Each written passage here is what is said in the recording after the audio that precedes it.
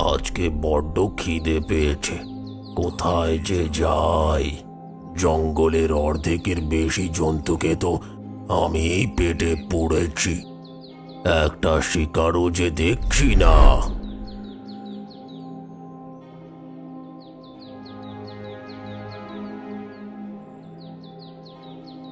বউ আর ছেলে মেয়েগুলোর জন্য যে কিভাবে খাবারের ব্যবস্থা করব কে জানে। এমন সময় এক হরিণ সেখানে এসে উপস্থিত হলো। সে তার মনের খেয়ালে ঘুরে ঘুরে গাছের কচি পাতা খাচ্ছিল। এমন সময় সিংহের নজর পড়ল তার উপরে।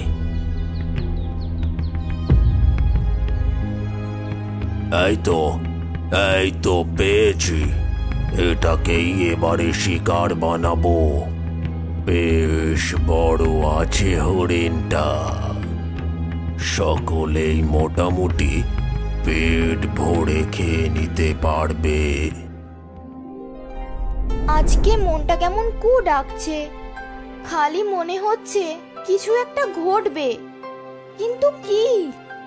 বড্ড বাচ্চাগুলোর কথা মনে পড়ছে, কি যে করি। যাক, তাড়াতাড়ি বাড়ি ফিরি।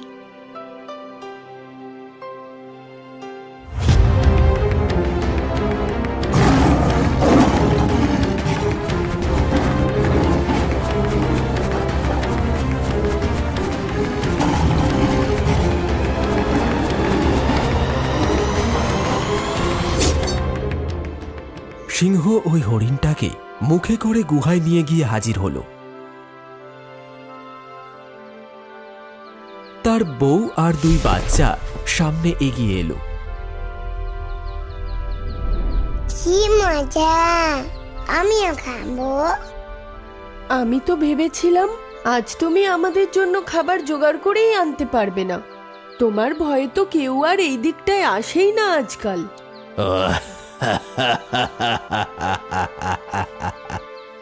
আমি হলাম বনের রাজা, আমার সাথে মোকাবিলা করার ক্ষমতা কারোর নেই। এই হরিণটাকে দিয়েই আজকে ভোজন হবে, কি বলো গিন্নি? ওরা সকলে মিলে হরিণটাকে খেয়ে নিল।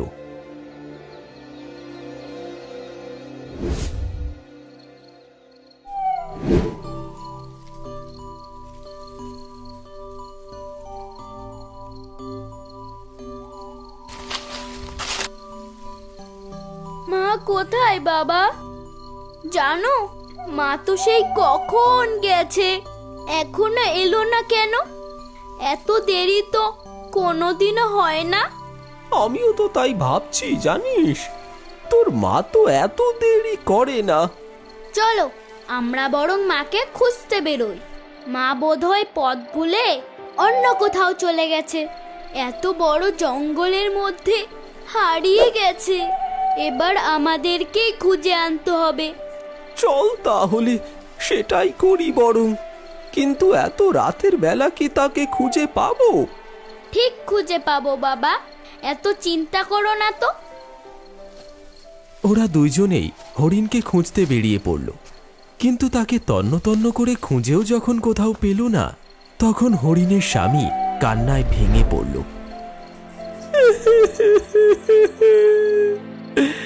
কোথায় গেল তোর মা?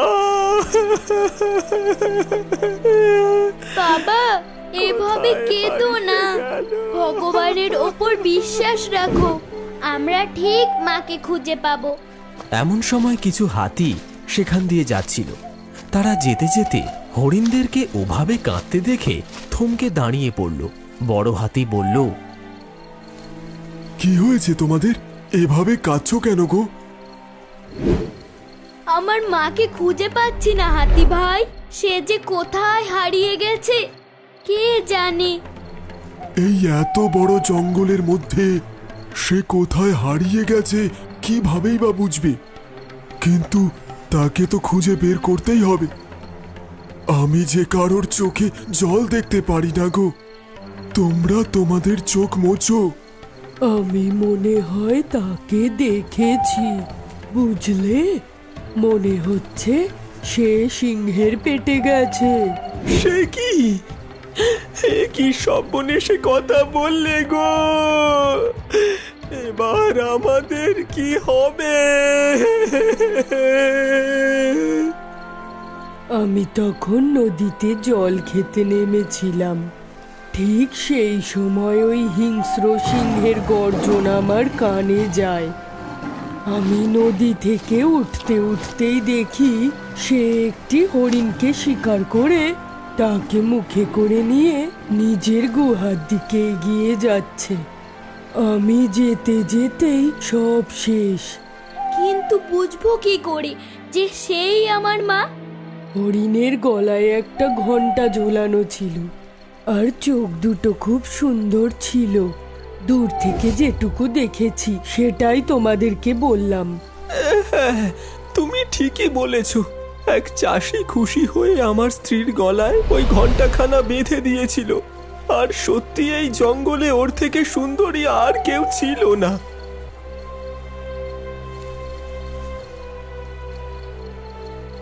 হায় ঈশ্বর, এত বড় শাস্তি তুমি কেন দিলে? কি করব এবারে আমরা? এভাবে ভেঙে পড়লে চলবে না। কাঁদলে সমস্যার সমাধান হবে না। ওই সিংহ এভাবেই অনেক নিরীহ প্রাণীর প্রাণ নিয়েছে। এবারে ওকে উচিত শাস্তি দিতে হবে। যে কবার ওর উপর আক্রমণ করার চেষ্টা করেছি, ও ঠিক পালিয়ে বেঁচে গেছে। এত বড় শরীরটা নিয়ে আমি দৌড়াতে পারিনি। সে নাগালের বাইরে চলে গেছে। ওকে মেরে ফেলার চাইতেও আরো কঠিন শাস্তি দিতে হবে, যাতে সারা জীবন সেটা মনে রাখে। কি সেই শাস্তি হাতি ভাই?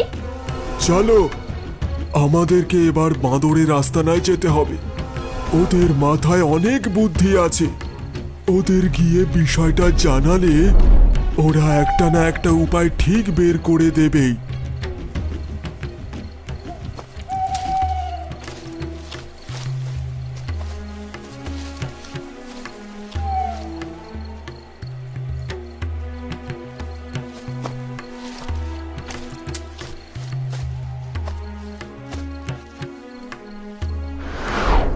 আপনার সাথে আমার কিছু কথা আছে।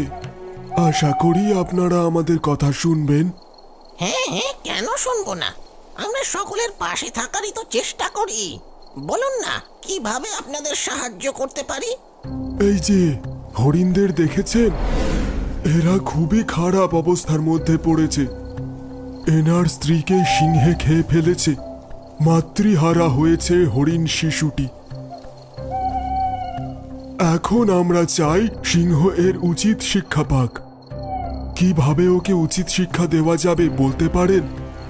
ওরা ভাবে গায়ের জোর দেখিয়ে ওরা সবকিছু করে ফেলবে, কিন্তু বিষয়টা এতটাও সহজ নয়। বাঁদরদের সাথে বুদ্ধিতে এখনো কেউ পেরে ওঠেনি, আর উঠবেও না। ওই ব্যাটাকে কিভাবে যোগ্য জবাব দিতে হয় তা আমার ভালো রকম জানা আছে। কি করতে হবে বলুন দেখি। বাঁদরের সর্দারটি বেশ কিছুক্ষণ বিষয়টি নিয়ে ভাবলেন। এরপরে বড় হাতিকে উদ্দেশ্য করে বললেন, আমি এক ভালো শিকারীকে চিনি। উনি খুব ভালো শিকার ধরতে পারেন। মাঝে মধ্যেই দেখি বড় বড় বাঘ, সিংহ উনি শিকার করেন। এই জঙ্গলের মধ্যেই গোপনে ফাঁদ পেতে রাখেন। সিংহ কিংবা বাঘ ওই ফাঁদে পা দিলেই একেবারে শেষ, আর বাঁচার কোনো উপায় নেই। এরপরে তাদেরকে নিয়ে গিয়ে চড়া দামে বিক্রি করে দেন ওই শিকারী। একবার যদি ওই শিকারী সেই সিংহকে ফাঁদে ফেলতে পারে, তখন সেই সিংহ বুঝবে কত ধানে কত চাল।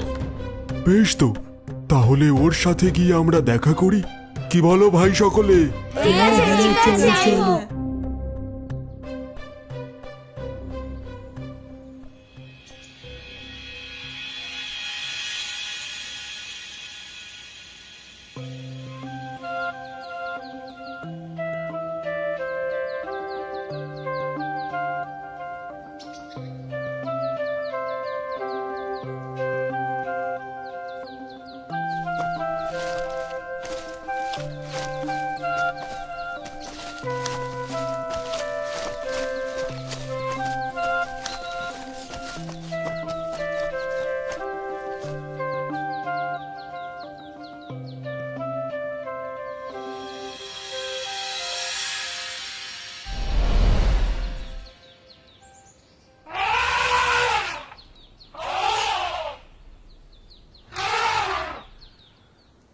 ও, তাহলে তুমি আমার সাথে কথা বলতে চাও, বলো কি বলবে। বড় হাতি তখন সেই শিকারিটিকে সব জানালো।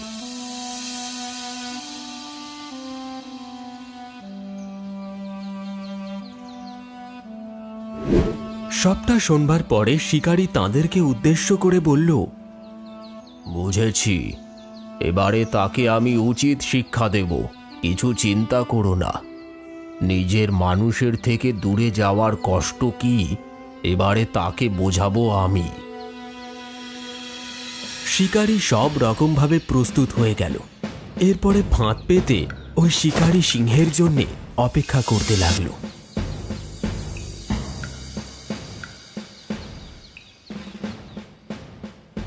মহারাজ, আমি আপনার জন্য একটা ভালো খবর নিয়ে এসেছি। কি সেই খবর শুনি, যা জঙ্গলের রাজা জানে না? ওই যে ওই দিকটা দেখছেন, ওই দিকেই রয়েছে হরিণদের পাল। ওরা ওই শুকনো নদীর চরে এসে জড়ো হয়েছে, জলের আশায় এদিক ওদিক ঘুরে বেড়াচ্ছে। জঙ্গলের এই পাশটা দিয়ে গেলে ওরা আপনাকে লক্ষ্য করবে না, আপনি সহজেই শিকার ধরতে পারবেন। একটি নয়, একাধিক হরিণের শিকার করতে পারবেন। আপনাকে তাহলে আর রোজ রোজ পরিশ্রম করতেও হবে না। বাহ, তুই তো দেখছি বেশ বুদ্ধিমান, ভালো কথা বলেছিস দেখছি। চল, তাহলে তুই আজকে আমাকে পথ দেখিয়ে নিয়ে যাবি। চল দেখি। বাঁদর সিংহকে পথ দেখিয়ে নিয়ে চলল। বাঁদরের আসল উদ্দেশ্য ছিল সিংহকে ফ্যাসাদে ফেলা, আর সেটা যে করেই হোক। ওই সিংহকে শিকারীর কথায় ফাঁদের কাছে নিয়ে আসতেই শিকারীর পাতা ফাঁদে পা দিল সেই সিংহ, আর গর্তের মধ্যে পড়ে গেল। দাঁড়া, একবার আমি ওপরে উঠি, তখন সবার আগে তোকে খাবো। বদমাইশ বাঁদর, কি ভেবেছিসটা কি? তোর মতন বেয়াদব আর হিংস্র সিংহকে কিভাবে জব্দ করতে হয় তা আমার জানা আছে, বুঝলি? তুই কি ভাবলি তুই একাই 100? এইভাবে জঙ্গলের নিরীহ জন্তুদের প্রাণ নিয়ে তুই নিজের পরিবারের পেট ভরাবি? এদিকে যে আরেকটি পরিবার শেষ হয়ে যাবে, সে খেয়াল তোর আছে? শিকারীর কথাগুলো শুনে রাগে ক্ষিপ্ত হয়ে উঠল সিংহটি। এরপরে বলল, সকলেই সকলের পরিবারের কথাই ভাবে, আমিও ভেবেছি, এতে অপরাধ কোথায়? তুই তোর আর তোর পরিবারের প্রয়োজনের তুলনায় বেশি পশু হত্যা করছিস। এর ফলে যে বনে পশুর সংখ্যা কমে যাচ্ছে, ভেবে দেখেছিস কখনো? তোর মতন সিংহের এমনটাই হওয়া উচিত। এবারে তুই আর এখান থেকে উঠতে পারবি না। তোর পরিবারও তোকে খুঁজে না পেয়ে কষ্টে যন্ত্রণায় কাতর হয়ে মরবে, না খেতে পেয়ে মরবে। না না, দয়া করে আমাকে ছেড়ে দাও, না হলে যে আমি না খেতে পেয়ে মরে যাব। আমার পরিবারটাও যে আমাকে না পেয়ে শেষ হয়ে যাবে।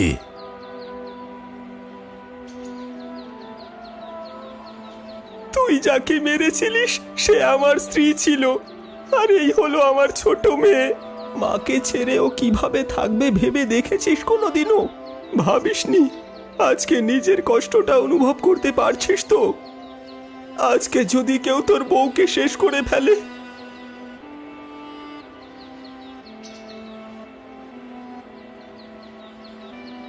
এই হাতিরাই যদি আজ তোর দুর্বলতার সুযোগ নিয়ে তোর স্ত্রী আর বাচ্চাদেরকে পায়, পিষে ফেলে, তখন কি করবি তুই? বল কি করবি? যে চলে গেছে তাকে তো আর আমি ফিরিয়ে আনতে পারবো না। জানি তোমরা আর কোনোদিনও তাকে নিজের মাঝে ফিরে পাবে না, কিন্তু এই শাস্তিতে আমার চোখ খুলে গেছে। সত্যি, আমি কেবল নিজেরটুকুই ভেবে গেছি, কোনোদিনও বাকিদের কথা ভাবিনি, অন্যদের প্রাণের মায়া করিনি। আর 5টা স্বামী কিংবা বাপের মতন কেবল সংসারের দায়িত্ব পালন করে গেছি, প্রকৃত ভালো প্রাণী হতে পারিনি। আজ তোমরা আমার চোখ খুলে দিয়েছ, আমাকে ক্ষমা করে দাও, দয়া করে আমাকে ক্ষমা করে দাও। কথাগুলো বলতে বলতে সেই সিংহ অঝরে কাঁদতে শুরু করলো। এটা দেখে হরিণের স্বামীর দয়া জন্মালো তার উপরে। সে বলে উঠল, তুই আমাকে নিজের স্ত্রীর থেকে দূরে করলেও আমি তোর স্ত্রীকে ওই একই যন্ত্রণা ফিরিয়ে দিতে চাই না। আজকে তোকে শেষ করে আমি আমার প্রতিশোধ সম্পূর্ণ করতে পারতাম, কিন্তু যদি তাই করতাম তাহলে তোর আর আমার মধ্যে কোনো তফাৎ থাকতো না। স্বার্থপরের তকমা নিয়ে আমি কোনোদিনও ঘুরতে চাই না। যা, তোকে আমি ক্ষমা করে দিলাম, কিন্তু ভবিষ্যতে আর কোনোদিনও কারোর প্রাণ নিবি না তুই। কথা দে। বেশ, তাই হবে। আমি এবার থেকে ঘাস পাতা খেয়েই দিন কাটাবো, আর শিকার ধরবো না, মাংসের নেশা করব না। পরিবারের সকলকেও তাই শেখাবো। সকলেই সিংহের কথায় বিশ্বাস করল। এরপরে শিকারী হরিণের স্বামীর অনুমতি নিয়ে সেই সিংহকে ধীরে ধীরে ফাঁদের বাইরে নিয়ে এলো। উপরে এসে সিংহ যেন নতুন করে প্রাণ ফিরে পেল। এরপরে সবার আগে সে আক্রমণ করলো ওই শিকারীকে। কোনো দিকে না তাকিয়ে শিকারী নিজের পিছন থেকে বর্ষাটা বের করে একেবারে গেঁথে দিল সেই সিংহর বুকে।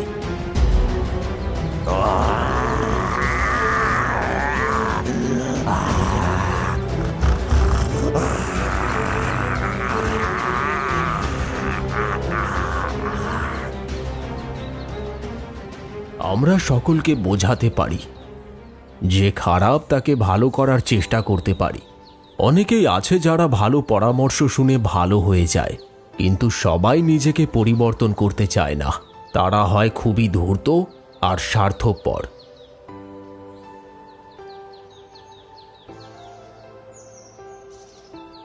আর এই সকল ধূর্ত স্বার্থপর প্রাণীদের অন্তিম পরিণতি হয় মৃত্যু। ঠিক যেভাবে সিংহের হলো। এখন তো সত্যি ওর পরিবারটা একা হয়ে গেল। ও যদি সত্যি বুদ্ধিমান হতো তাহলে লোভ লালসা ত্যাগ করে শান্তির পথে যেত। এই কারণেই বলে, রাগ হিংসা সবসময় বিনাশেরই কারণ হয়, পতনের কারণ হয়। যে অন্যের কথা ভাবে, অন্যের ভালো করে, ঈশ্বর সব সময় তার সাথে থাকেন। এরপরে জন্তুরা সকলে মিলেমিশে ওই জঙ্গলের মধ্যে থাকতে শুরু করলো। প্রয়োজনের অতিরিক্ত কেউ শিকার করত না। ওদের মধ্যে কেবল শান্তি বিরাজ করত। সবকিছু আবার আগের মতো সুন্দর হয়ে গেল।